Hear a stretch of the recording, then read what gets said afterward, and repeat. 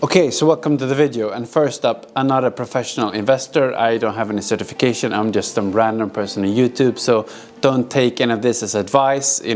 Always do your own research and hire a professional if you're going to do investment, and never risk things that you can't afford to lose. So with that out of the question, I just had to kind of suit up for work today. Which is a bit unusual. Normally I look very differently and talk about fitness and food and so on. But I just got kind of inspired to talk about investing since I had to dress up for work, and got me thinking about investing.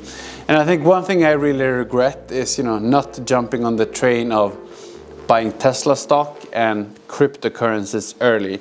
So I actually read this audio biography about Elon Musk in 2015, I think, when it came out, and I was really kind of inspired and wanted to buy the stock, but at the time it was $200, I think, which was a lot of money for me at the time, and I decided not to invest. That clearly was a mistake. It's always easier to say in hindsight when you know the answer, but that also brings me to the second point, because for cryptocurrencies, so like Bitcoin and Ether, I heard about Bitcoin from like a friend in 2013, I believe. Was very intrigued, but then it was kind of complicated to get into that, so I didn't do anything about it. And both of those mistakes have been very costly. So my way of thinking now is more like I do a lot of small bets, because as Warren Buffett say, which is from another one of my favorite books, Snowball, it's not about timing the market, it's about time in the market. So basically now, I don't invest more money than I can afford to risk and lose, but I do a lot of kind of small bets to make sure I follow what's happening, because if you just wake up 5 years down the line and you miss the crypto train or Tesla or Amazon or Netflix or whatever it is, it's a very costly mistake. It's too late.